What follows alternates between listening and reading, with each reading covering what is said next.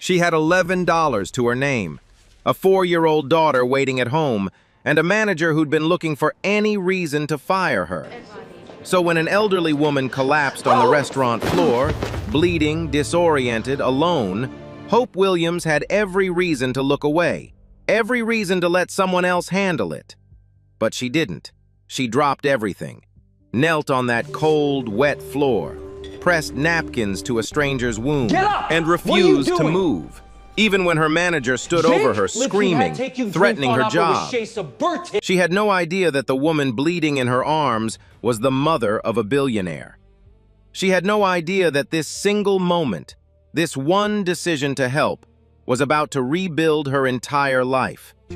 But before the twist, before the phone call, the offer, and the moment that left her speechless, you need to understand something first. You need to understand who Hope Williams was before any of this happened. Because without that, none of this story hits the way it should. 5:45 in the morning, Charlotte, North Carolina. An alarm buzzes on a cracked phone screen. Hello? Hope reaches for it with her eyes still closed. Her back aches. It always does. The pull-out couch she sleeps on has a metal bar that digs right between her shoulder blades. But the bedroom belongs to Lily. That was never a question. She sits up in the dark. The apartment is quiet. One bedroom, one bathroom, a kitchen so small you can touch both walls if you stretch your arms. The ceiling has a water stain shaped like a crooked heart. The landlord said he'd fix it 4 months ago. He didn't. Hope doesn't complain. She never does. She walks to Lily's room, pushes the door open gently. Her daughter is curled up under a blanket covered in little cartoon stars. 4 years old. The kind of quiet, sweet kid who never asks for much, which somehow makes everything harder. Hope kneels beside the bed, brushes Lily's hair from her face. "Time to wake up, baby." Lily stirs, rubs her eyes, gives Hope that sleepy half smile that makes every terrible thing in the world feel smaller. Morning routine. Hope braids Lily's hair at the kitchen table. Lily wants strawberries with her oatmeal. Hope checks her wallet. $11. That's it until Friday. "Next week, baby," she says. "I promise." Lily nods, doesn't argue, doesn't pout, just picks up her spoon and eats the plain oatmeal like it's fine, like everything is fine. And that's the part that breaks Hope the most. Not the empty wallet, not the aching back. It's the way her daughter has already learned not to ask for things.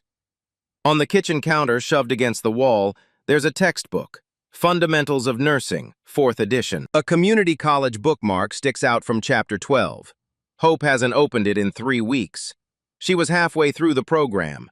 3.8 GPA, 12 credits away from finishing. Then Lily got an ear infection that turned into something worse. Hospital bills, missed shifts. The math stopped working. She had to choose, school or rent, food or tuition. She chose Lily. She'll always choose Lily. But every morning she sees that textbook sitting there. And every morning it feels like a small, quiet accusation. A reminder of the life she almost had. The bus comes at 6:50. Hope stands at the stop with Lily on her hip. The sky is gray. Charlotte traffic hums around them. Lily presses her face into Hope's neck, still half asleep. The bus rolls through downtown. Hope stares out the window. She passes a billboard, massive, glossy, mounted on the side of a high-rise. It reads, Ashford Capital Group, building what's next. She doesn't look twice. It's just another corporate name in a city full of them. Glass buildings and people in suits. A different planet from hers. She drops Lily at Ms. Deanna's house. Ms. Deanna watches 6 kids for cash. No license, no fancy daycare setup, just a kind older woman with a big living room and a lot of patience. It's what Hope can afford. She kisses Lily's forehead. "Be good. I'll be back tonight." Lily waves from the window. Hope walks to the next bus stop. 12 more minutes to the restaurant. On the ride, she thinks about her mother, Gloria Williams. Cleaned houses for 30 years, raised Hope alone, never missed a Sunday at church, never turned away a neighbor who needed something. Her mother used to say one thing over and over, the same sentence in that same steady voice. "You help people, Hope. That's what we do, even when nobody helps us. Gloria passed 2 years ago. Stroke, quick and cruel. Hope was 24. She sat in the hospital hallway and didn't cry for 3 days. Then she cried for a week straight. She still hears her mother's voice, every single day. 7:32. Hope walks into the Ivy Terrace. It's a polished, casual restaurant in one of Charlotte's gentrifying neighborhoods. Exposed brick, Edison bulb lighting, menus with words like drizzled and reduction. Not fine dining, but trying very hard to look like it. The general manager is Derek Nolan, 38, slick hair, tight smile. The kind of man who adjusts a fork on a table 6 times before a shift and calls it leadership. He runs the restaurant like someone constantly auditioning for a promotion that hasn't been offered. Derek doesn't greet Hope when she walks in. He never does. In 6 months, he's written her up twice. Once for a loose thread on her apron, once for a slightly wrinkled collar. The other servers noticed. Nobody said anything. That's how it works under Derek. You keep your head down. You don't push back. Hope clocks in, opens her locker. Inside, a photo of Lily taped to the door. And a sticky note in Hope's handwriting, faded now, written months ago. It says, 12 more credits. Her coworker Terrence appears beside her. 30, sharp, loyal. He's the only person at this job who actually sees her. He slides her a coffee. You look like you slept 2 hours. Hope takes the cup. 3, new record. Terrence grins. Living the dream. Hope almost smiles. Almost. She ties her apron, checks her section, takes a breath. Another shift. Another day. She has no idea this will be the last ordinary night of her life. Now, Hope had handled bad shifts before. Rude customers who snapped their fingers like she was a dog. Double backs on 3 hours of sleep. Tables that ran her ragged and left $2 on a $60 check. But this night? This night was different. Because this night, the universe was setting something up, and Hope Williams had absolutely no idea. It started with the rain. Not a drizzle, not a light shower. The kind of rain that turns Charlotte streets into rivers. The kind that floods gutters, sends people running from their cars with jackets over their heads, and makes the restaurant floor slick every time someone pushes through the front door. The Ivy Terrace was short-staffed.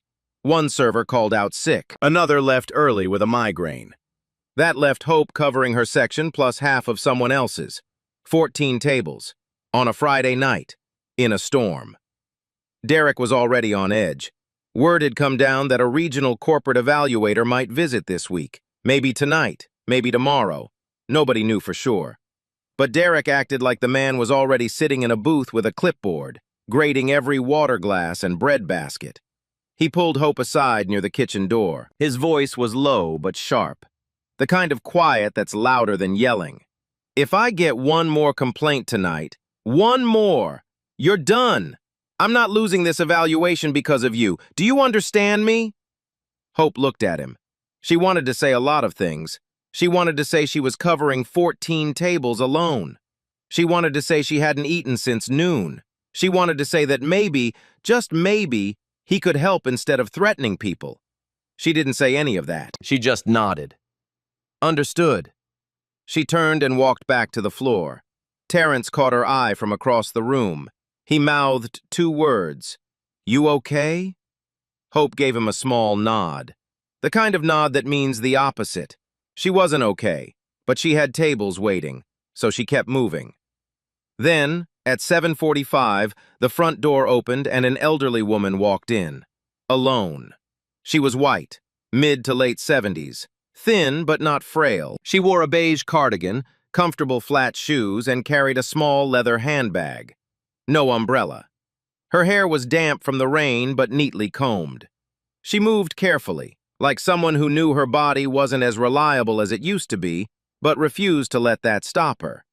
She asked the hostess for a table for 1. No reservation. The hostess seated her near the window. Table 9. Hope's section. Hope walked over, notepad out, smile on.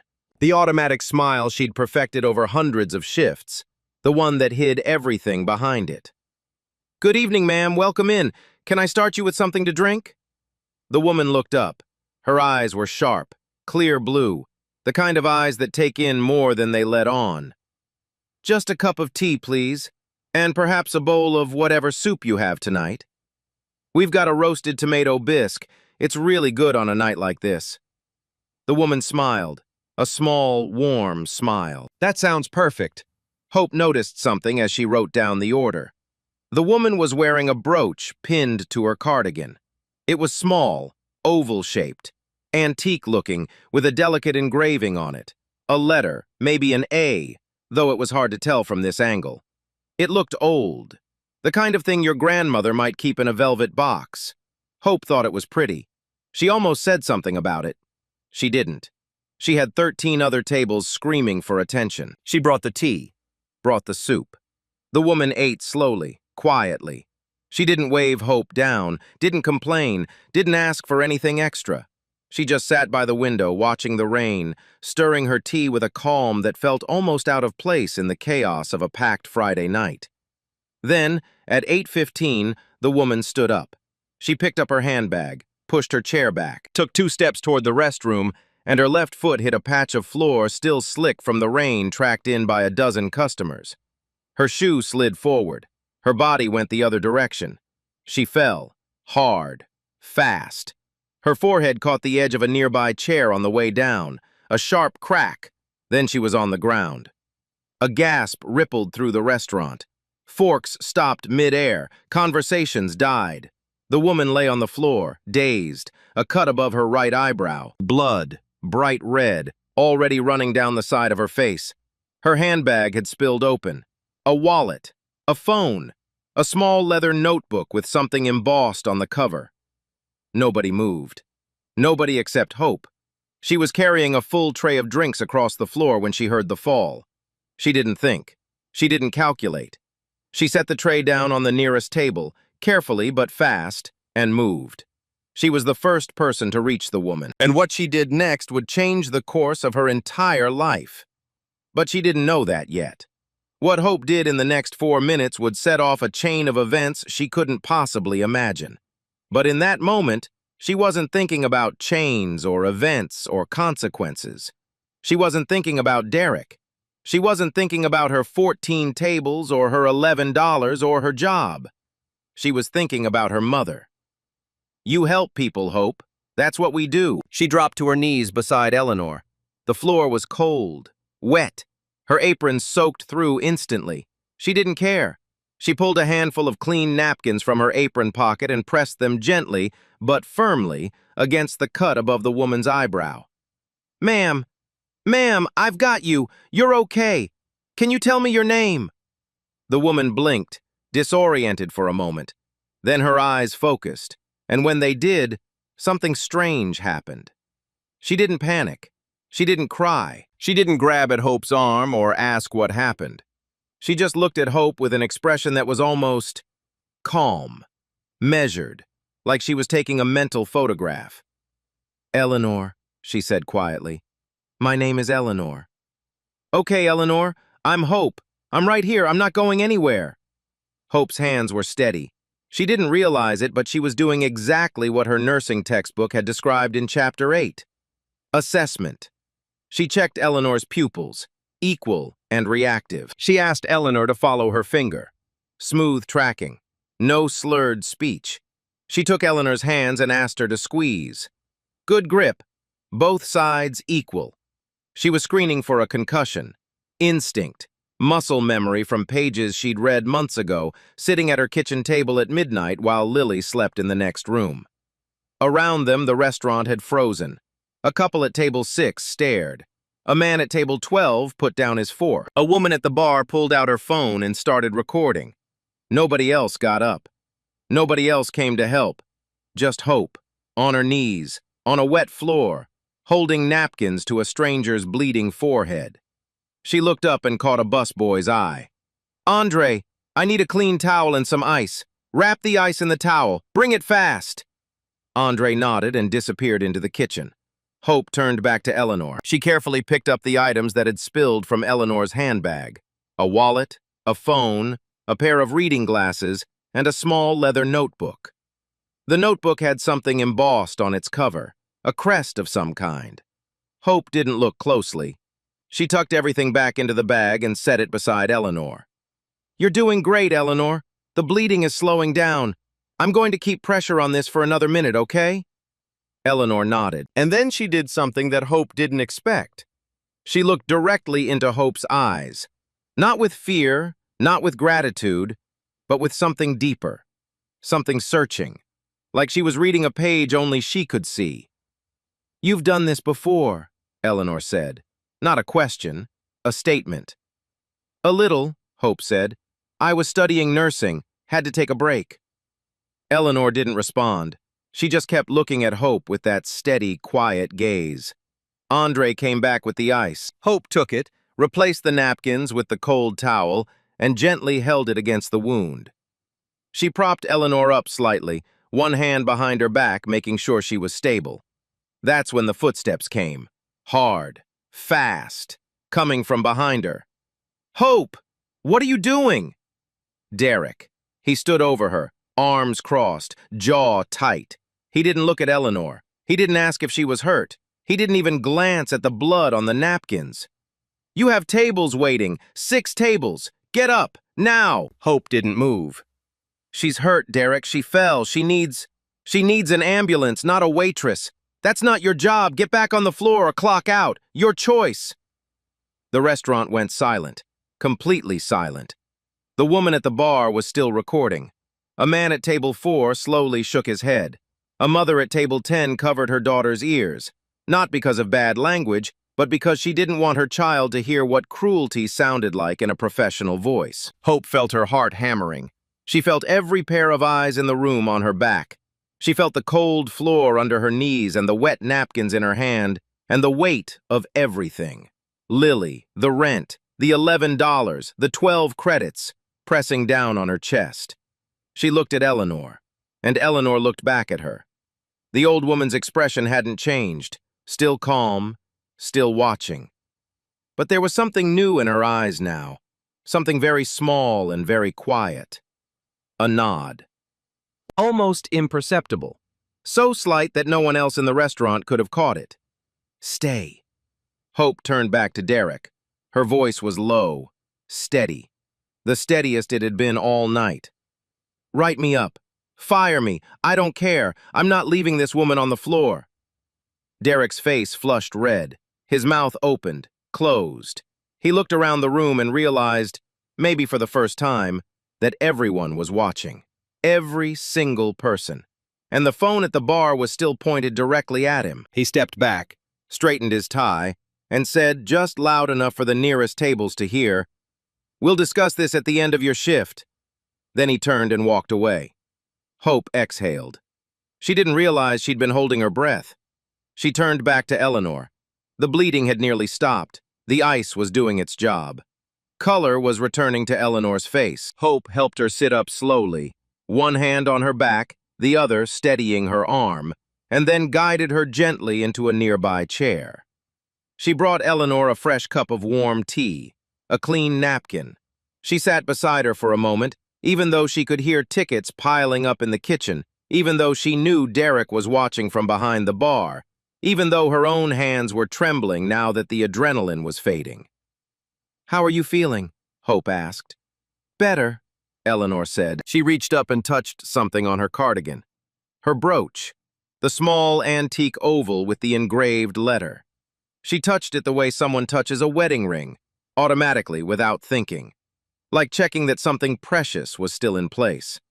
She looked at Hope one more time, that same long, searching look. "You're good at this," she said softly. Hope almost smiled. "I just did what anyone would do."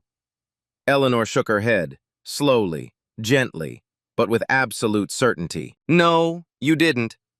And somewhere outside, through the rain-streaked window, a black town car sat parked across the street, its engine idling, its headlights dimmed, and its driver, a man in a dark suit, had been watching the whole thing.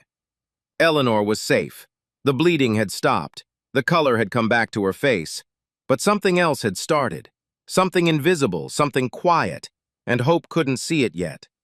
Someone had called 911. The paramedics arrived 8 minutes later, 2 of them. They checked Eleanor's vitals, cleaned the wound properly, applied a small butterfly bandage above her eyebrow. Minor laceration, no signs of concussion. They recommended a trip to the hospital for observation. Eleanor refused. Politely, firmly, the way someone refuses who is used to making decisions and not being questioned about them. "I'm perfectly fine," she said. "I've had worse." The paramedics exchanged a look but didn't push it. They packed up and left. The restaurant was slowly returning to normal. Conversations resumed. Forks clinked against plates again.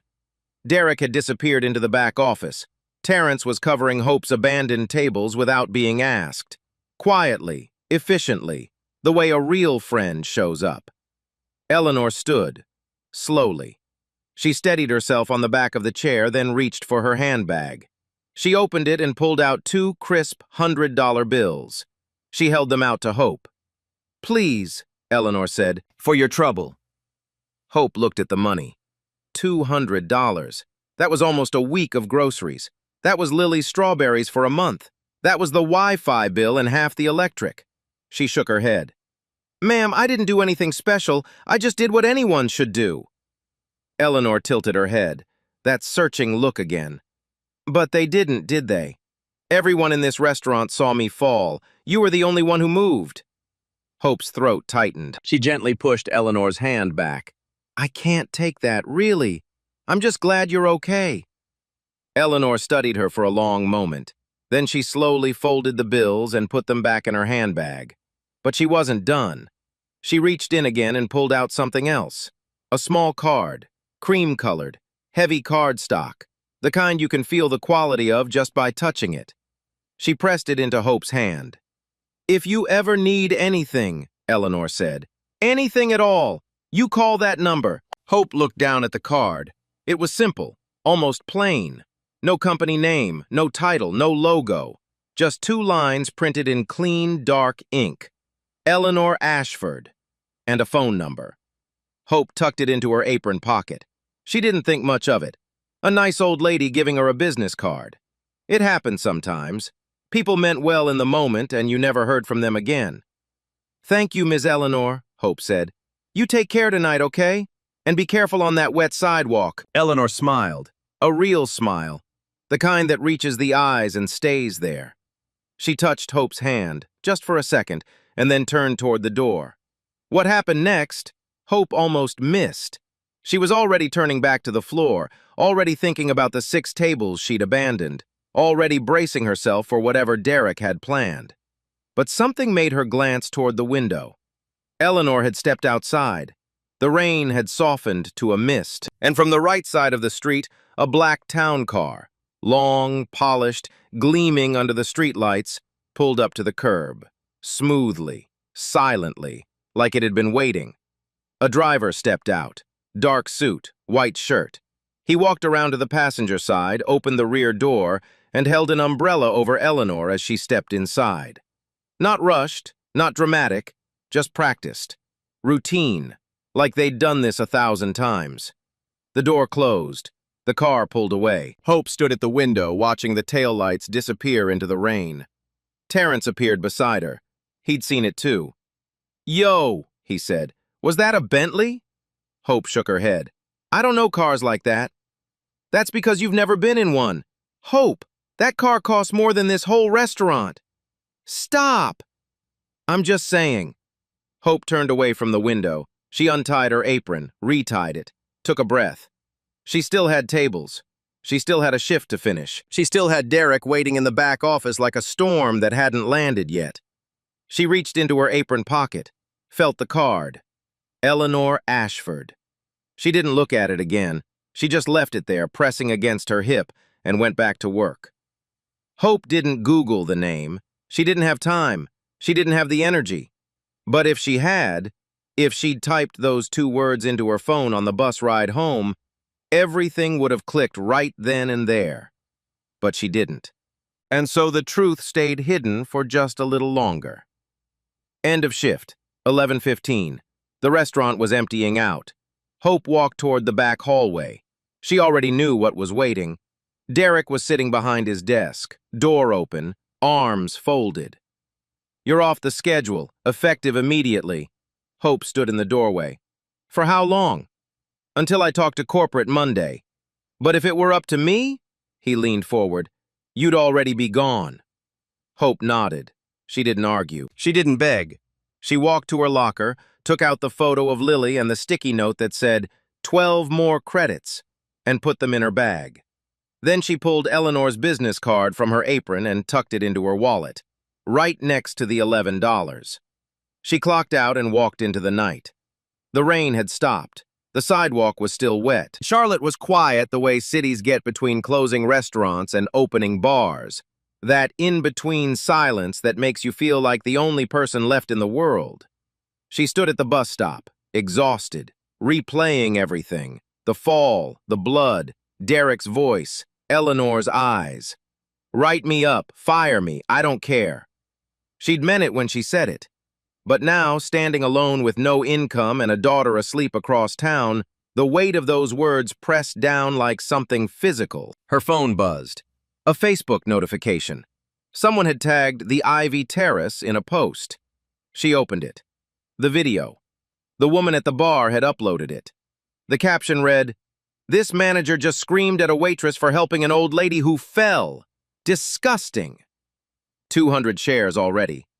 Hope watched the first few seconds. There she was, kneeling on the floor. There was Derek, standing over her, pointing at the dining room. And there, in the background, sitting in the chair with a bandaged forehead, was Eleanor, watching, that same calm, steady gaze.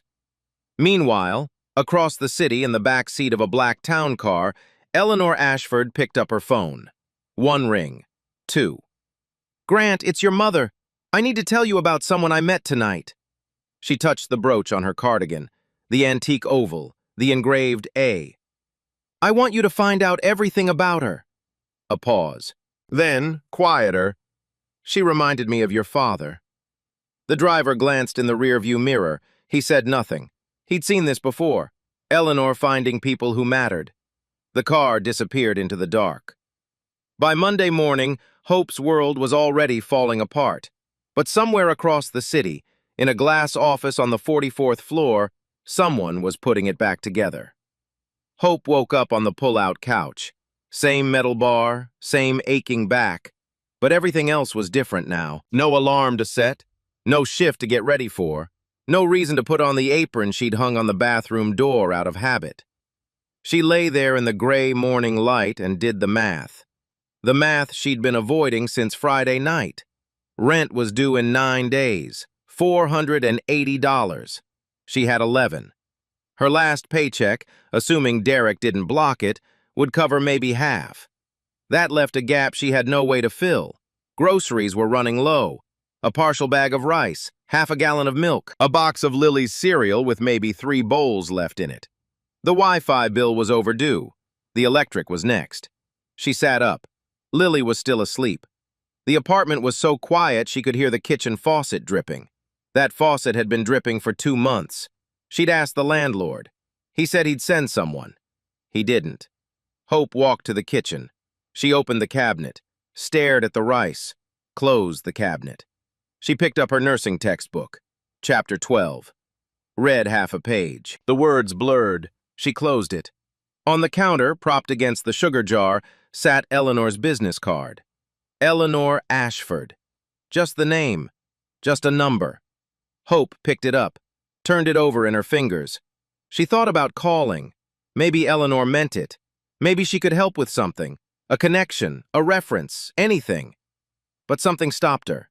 Not pride exactly, more like a voice in her head, her mother's voice, saying, "You don't ask for things, Hope. You earn them." She put the card back against the sugar jar, and she sat down at the kitchen table and stared at nothing. Her phone buzzed. A text from Terrence. "That video has 15,000 shares now. People are losing it. Derek is panicking." Hope read it. She didn't respond. What was there to say? 15,000 shares didn't pay rent. Viral outrage didn't buy strawberries. Lily padded out of the bedroom. bare feet on cold linoleum. She climbed onto Hope's lap without a word and pressed her face into her mother's chest. "Mama, are you sad?" Hope kissed the top of her head. "No, baby. Mama's just thinking." "About what?" "About how much I love you." Lily smiled. That was enough for her. It had to be enough for both of them. That was Sunday. By Monday morning, things were moving in a place Hope couldn't see. A corner office, 44th floor, Ashford Capital Group headquarters. Floor-to-ceiling windows overlooking the Charlotte skyline. The kind of office that smells like leather and fresh coffee and decisions that move millions of dollars. Grant Ashford sat behind his desk, 52, silver temples, reading glasses, a tailored navy suit that cost more than Hope's rent for a year. But his face wasn't the face of a man counting money. It was the face of a son who'd spent the weekend worrying about his mother. In front of him, a file, thin, neat, printable on Ashford Capital letterhead. Hope Williams, age 26, address, East Charlotte. Employment, the Ivy Terrace, server. Education, Central Piedmont Community College, nursing program incomplete. GPA, 3.8. Status, single mother, one dependent. Outstanding debt, $2,200 in medical bills. Criminal record, none. Grant read it twice. Then he opened his laptop and watched the video. By now it had crossed 1.2 million views. Local news had picked it up. WCNC Charlotte was running a segment that afternoon. The video was everywhere. Grant watched it all the way through. He saw Hope kneeling on the floor. He saw her pressing napkins to his mother's forehead. He saw Derek standing over her, pointing, ordering her back to work. And he saw his mother, sitting in the background, calm, composed, watching Hope with that expression he knew better than anyone. That look meant Eleanor had made up her mind about something. Grant closed the laptop, picked up the phone, dialed his executive assistant. "Catherine, I need you to contact someone for me." Tuesday, 9:14 in the morning. Hope was washing dishes in the kitchen when her phone rang. Unknown number, Charlotte area code. She almost let it go to voicemail. Almost. She dried her hands on a towel and answered. "Ms. Williams? My name is Catherine Moore. I'm the executive assistant to Grant Ashford, CEO of Ashford Capital Group. Mr. Ashford would like to meet with you at your earliest convenience." Hope froze. Her hand gripped the edge of the counter. "Ashford? Capital?" "Yes, ma'am. I believe you met his mother, Eleanor, on Friday evening." The room tilted. The kitchen shrank. Hope reached for the counter to steady herself. Her fingers brushed the business card still leaning against the sugar jar. She picked it up, turned it over, and for the first time, she noticed something on the back, faintly embossed into the heavy cardstock. A crest. The same crest she'd seen on Eleanor's leather notebook when it spilled across the restaurant floor. And beneath it, in tiny letters she'd never thought to look for, Ashford Capital Group. The same name on the billboard she passed every single morning on the bus, the one she never looked at twice. "Ms. Williams, are you still there?" Hope's voice came out barely above a whisper. Yes, I'm here." She lowered herself into the kitchen chair. Lily was watching cartoons in the next room. The faucet was still dripping. The rice was still running low. Nothing in the apartment had changed. But everything had. The woman she had cradled on a wet restaurant floor. The woman whose forehead she had dabbed with napkins while her manager screamed at her. The woman who had offered her $200 and then pressed a simple business card into her hand. That woman was Eleanor Ashford, mother of Grant Ashford, matriarch of one of the wealthiest families on the entire East Coast. Net worth, $4.2 billion. And she had told her son to find Hope Williams. Hope walked into that building expecting, she didn't know what she was expecting. A thank you, maybe. A handshake. A polite conversation with a rich man who wanted to feel good about acknowledging the waitress who helped his mother. She wasn't expecting what actually happened. Wednesday morning, Hope stood outside the Ashford Capitol building in downtown Charlotte. 52 floors of glass and steel. The same building on the billboard she'd passed 100 times without a second thought. She was wearing a blouse borrowed from Ms. Deanna, ironed twice. Her only pair of dress shoes polished with a paper towel and a dab of cooking oil, an old trick her mother taught her. She took the bus downtown, walked 3 blocks, stood on the sidewalk looking up at the mirrored glass. People in suits streamed through revolving doors. Nobody looked at her. She almost turned around, but she thought about Lily, about the empty cabinet, about the $6 left in her wallet. She walked in. The lobby was marble and glass, fresh white lilies on the reception desk. A security guard checked her name and handed her a visitor badge. Catherine Moore, the voice from the phone, appeared in a charcoal blazer and led her to the elevator. 44th floor, thick carpet, soft lighting. The air smelled like fresh coffee and new paper, the kind of quiet that money buys. Catherine led her to a sitting area at the end of the hall. 2 armchairs, a couch, windows overlooking the entire city. A man stood when she entered, tall, silver temples. His handshake was warm. His eyes were kind. Not performed kindness, the real thing.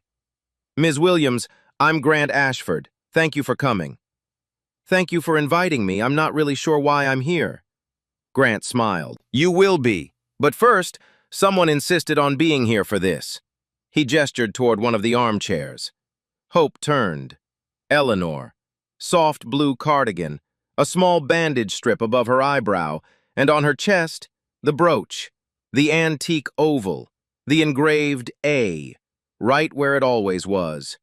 She smiled when she saw Hope, not polite, real. "There she is." Hope's eyes filled before she could stop them, maybe because Eleanor looked at her the way her own mother used to, like she was someone worth seeing. Grant sat across from Hope, eye level, equal. He told her the story from his side. His mother rarely went out alone anymore. Friday night she'd insisted, wanted to feel normal. The town car was their compromise. "My mother called me Friday night," Grant said. "She told me, I found someone extraordinary. If you knew my mother, you'd understand. She doesn't say that about anyone." He paused. "I watched the video.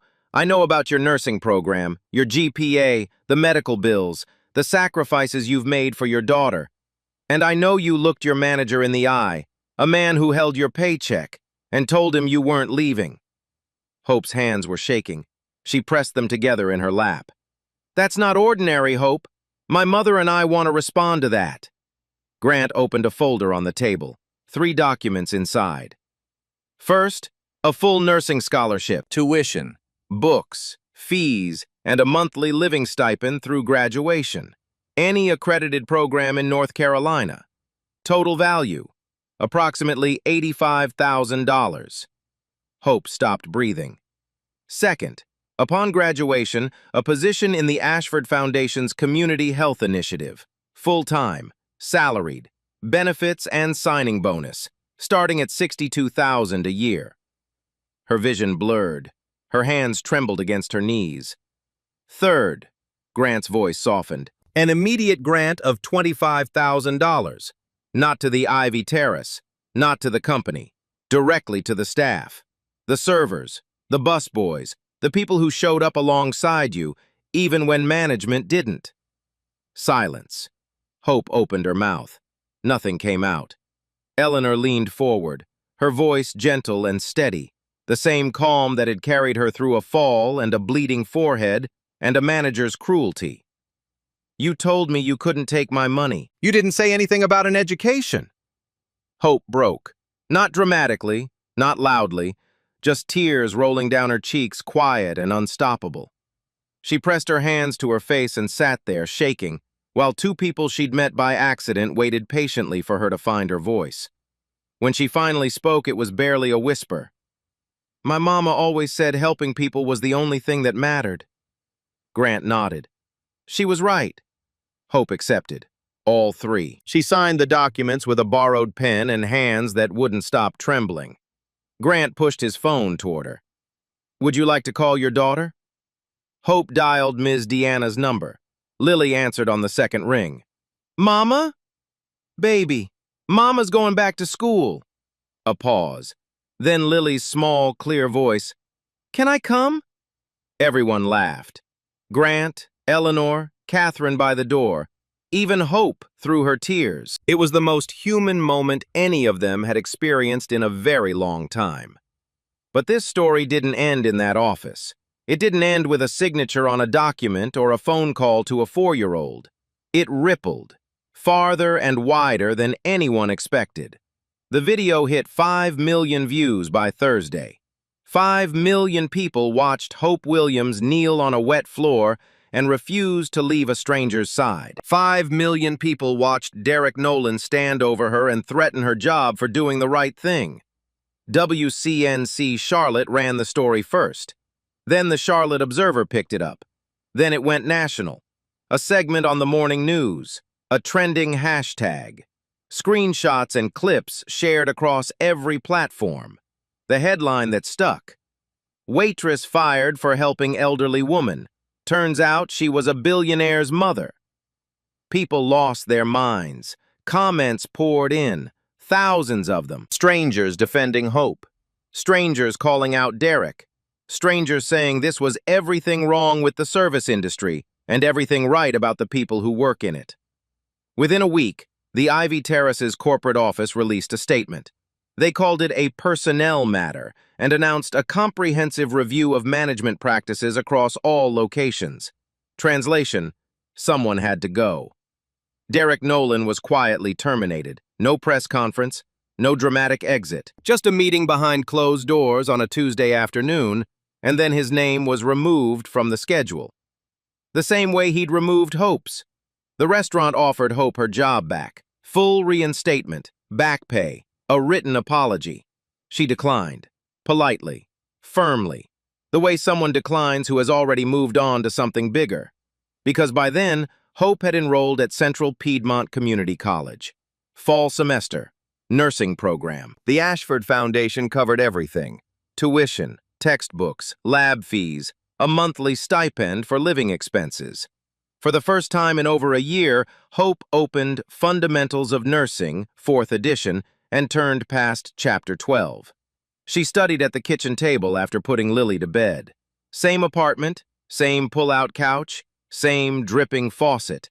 But the textbook wasn't an accusation anymore. It was a roadmap. On weekends, she started volunteering at a free clinic in her neighborhood. Nobody asked her to. It wasn't part of the scholarship. It wasn't a requirement. She just showed up one Saturday morning and said, "I want to help." The clinic staff gave her a badge. She took blood pressure readings. She organized intake forms. She sat with patients who were nervous and held their hands the way she'd held Eleanor's. One afternoon, Eleanor visited the clinic. She didn't announce herself. She just walked in, sat in the waiting room, and watched. She watched Hope take a patient's vitals, watched her explain a medication schedule to an elderly man in simple, patient language. Watched her kneel beside a child who was afraid of needles and say, "I'm right here. I'm not going anywhere." The same words she'd said on that restaurant floor. Eleanor turned to the nurse beside her and said quietly, "That's the one." Meanwhile, the $25,000 staff grant changed lives at the Ivy Terrace. Not the restaurant's life, the people's lives. Terrence used his share to pay off his car loan. A single mother on the waitstaff caught up on 3 months of childcare. A dishwasher sent money home to his family in Honduras, enough to cover his younger sister's school fees for an entire year. None of them expected it. All of them remembered where it came from. Grant Ashford saw what one act of kindness had set in motion and decided to formalize it. He launched a new program through the Ashford Foundation. He called it the First Response Fund. The concept was simple. Quarterly micro-grants of $5,000 awarded to service workers who went above and beyond to help someone in need. The first recipient after Hope, a grocery store clerk in Raleigh who performed CPR on a customer who collapsed in the parking lot, saved his life, went back to bagging groceries the next day. The second, a hotel housekeeper in Asheville who found a guest unconscious from a diabetic episode and called paramedics before anyone else on staff even noticed. Ordinary people, extraordinary moments, recognized and rewarded. And in Hope's neighborhood, along the streets she walked every day with Lily, something small began to appear. Local businesses started putting a sign in their windows, a simple design that Eleanor had suggested to Grant. A drawing of an open hand with 4 words printed beneath it. Kindness lives here. 1 shop, then 3, then a whole block. It started with a woman on a wet floor. It ended up on every window in the neighborhood. Months passed. Hope's life looked nothing like it did that rainy Friday. But some things, the things that mattered most, hadn't changed at all. 6 months later, a Tuesday morning in October, the air was cool and the sidewalks were dry, and Charlotte was golden with early autumn light. Hope was walking Lily to preschool.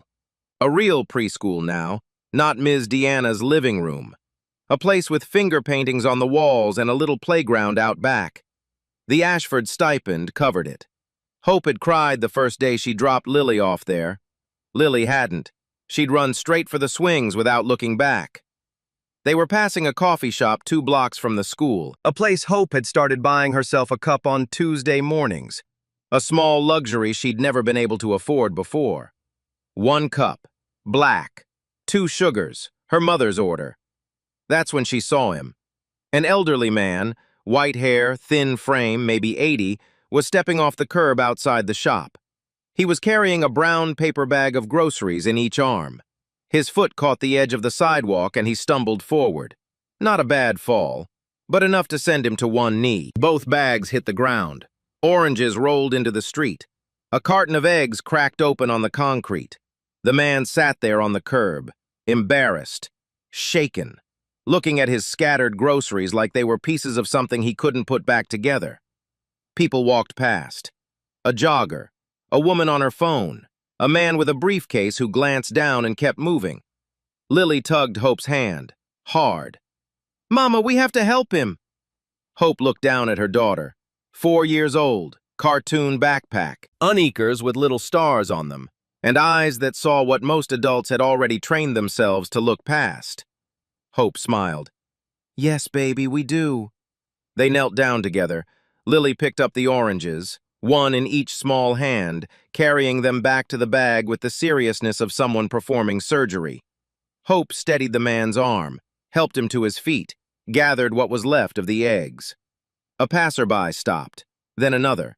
2 strangers helping because they saw a mother and daughter helping first. The man thanked them. His voice was shaky but grateful. Hope said what her mother had always said, what she'd said to Eleanor on a wet restaurant floor, what she would keep saying for the rest of her life. "No need. This is just what we do." Lily held Hope's hand as they walked away. She looked up. "Mama, that felt good." Hope squeezed her fingers. "It always does, baby." Gloria's words. Passed from grandmother to mother to daughter. A quiet inheritance worth more than any scholarship or salary or business card. The kind of wealth that doesn't show up in a bank account but changes everything it touches. Some things you can't put a dollar amount on. This was one of them. And that's Hope's story. But before you go, let me tell you why I told it. It wasn't because of the billionaire. It wasn't because of the scholarship or the money or the viral video. I told this story because of one moment. One single moment. The moment Hope looked at her manager, the man who controlled her paycheck, her schedule, her ability to feed her daughter, and said, "Fire me. I'm not leaving her." That moment keeps me up at night, because it's easy to be kind when it's free. It's easy to help when it costs you nothing. But when helping someone means you might lose everything, that's when you find out who you really are. Hope found out. And I think the world needs more people like her. So if this story moved you, even a little, hit that like button. Share it with someone who needs to hear it today. And subscribe so you don't miss the next one. Because of these stories, they're real, and they still matter. Now let me ask you something. Have you ever helped a stranger, even when it cost you? Tell me about it in the comments. I want to hear your story. Hope got the scholarship, the job offer, and her life back. But 6 months later, her 4-year-old saw an old man fall on the sidewalk, pulled her hand and said, "Mama, we have to help him." That's what got me. Not the billionaire, not the money. A 4-year-old who watched her mother choose kindness when it cost everything and learned to do the same without being told. That's the real inheritance. It's what your children absorb when they watch how you live. We think kindness is a nice thing to do. It's more than that. It's a seed. Hope's mother, Gloria, planted it in her. Hope planted it in Lily, and one day Lily will plant it in someone else. The trend doesn't need money or power. It just needs one person willing to kneel on the cold floor when everyone else keeps walking. So let me ask you something real. What are your children learning from watching you? Not from what you tell them, from what you do when it's hard and nobody's clapping. Tell me in the comments. That conversation matters more than you think. If this hit you, like, share, and subscribe. Hit that bell. We tell this story every week. Kindness is one thing you pass down without saying a word. Remember that.